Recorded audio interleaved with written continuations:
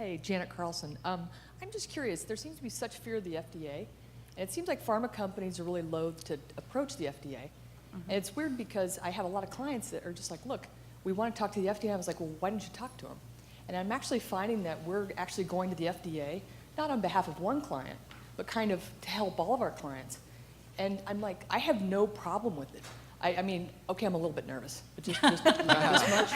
Well, what are they going to do? They're going to say, you're an idiot, get out of here. Okay, I've heard that before, so that doesn't bother me. But I mean, I guess at worst case scenario, they're going to say, that seems prudent, thanks for stopping in. And then I can go to our clients and say, that seems prudent. They said, thanks for stopping in, and here's what I put in front of them.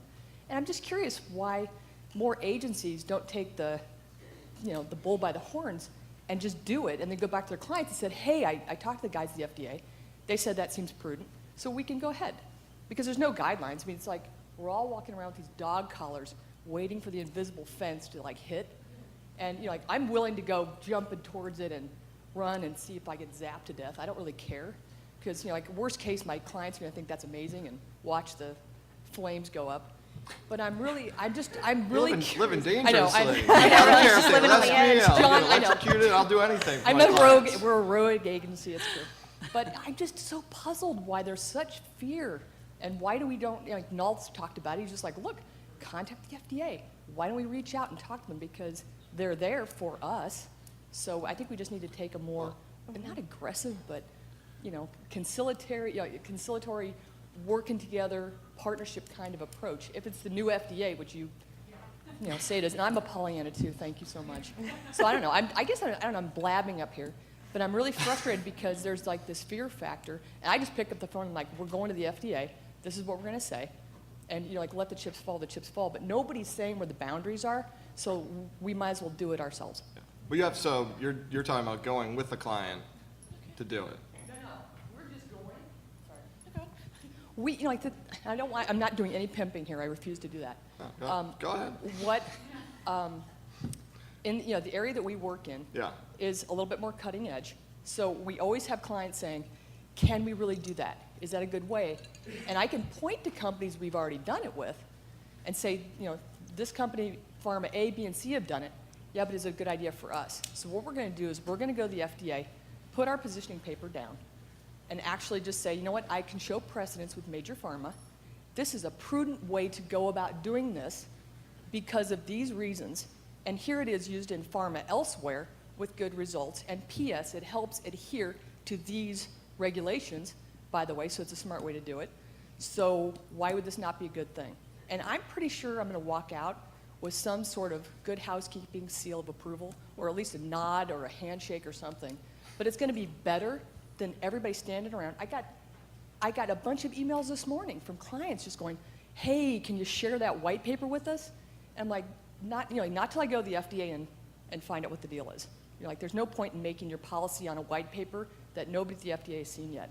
But I'll be happy to share it when I'm done. But why not do it?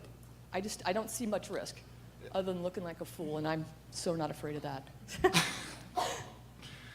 So as far as I ever knew, because I've tried before, is that unless you pay PDUFA fees, the FDA won't give you necessarily a formal meeting anyway. So I have to meet your people. But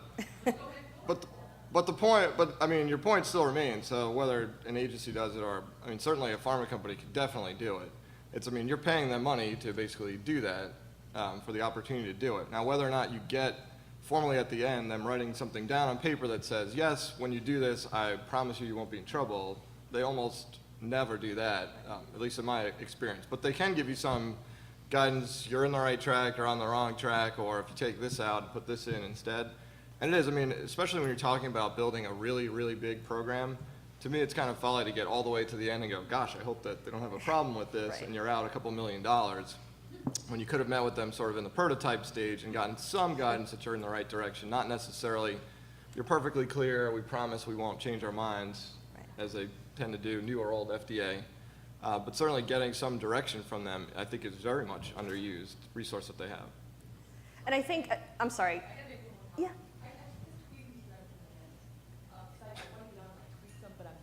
I'm trying to pay attention. But I Somebody have to tweet address something this for because Jen. it's Yes, not. tweet This I know this is driving me crazy because I want to keep wanting to say stuff.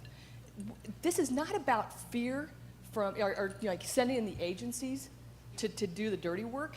It's about people taking the lead, and if your clients aren't sure what to do, and I understand that there's far bigger risk from them. What is the FDA going to do to me other than throw me out and laugh at me? There's really maybe there's zero ding the risk. clients that the examples you talked about. You're kind of raising your hand and saying, "Look at me," and Yeah. I think people are like, "Okay, I'm not going to make eye contact, and it'll Right. be okay." Okay. Yeah, but I do feel that there has to be someone to stand up and say, we're just going to do it. And I don't care if it's an agency. I'm sure there's plenty of pharma people who are like, yeah, I'm down with that. I would totally go there. But like they're a little bit nervous because somebody in the next hallway might say, well, what are you, nuts? And I know there are people at my company who are saying, what are you, nuts? But I'm doing it anyway. What are they going to fire me? I'm in charge. So, I really, that's a great thing to be in charge. But I think more the CEOs and the higher level people at pharma need to do this. And I just think that agencies, if I as an agency person can stand up and take the lead and take whatever heat comes, I have no problem with that. But I just think there need to be some, I feel like I'm going to be crass here. It's not even a heat issue. I mean, I did it as the lowest ranked brand manager person you could ever possibly be, like barely even had an office, was there and said, this is what we're going to do, is Right. that okay? And it's like, no, this part isn't okay, but this is fine, and then this thing you need to change. There's no repercussions from it necessarily, unless you totally ignore what they say and do it anyway. That will probably aggravate them further than they need to be. I But guess simply what I'm asking- advocating is more people become leaders. That there's plenty of leaders in this room who can step up and There you take go. that. So I'm just challenging the industry. Like, there's so many leaders here. Like, just do it. And even do it in baby steps. But I'm just encouraging you to stand up because the FDA is not the big bad wolf. They're just people too. No questions I from that side of think, the room. no, wait a minute. I think there's too much attention being paid to the FDA. For example, why don't we talk about best practices a little bit more? Because even if the FDA did come out with regulations or didn't come out with regulations, there's still some pretty awful things that are going on around there. And I'll just mention that branded tweet, which in your case, John, is not marketing with meaning. I thought that was marketing without meaning.